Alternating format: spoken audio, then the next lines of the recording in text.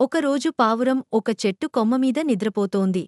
మంచి నిద్ర మత్తులో ఉండగా దానికి రక్షించండి, రక్షించండి అన్న కేకలు వినబడ్డాయి.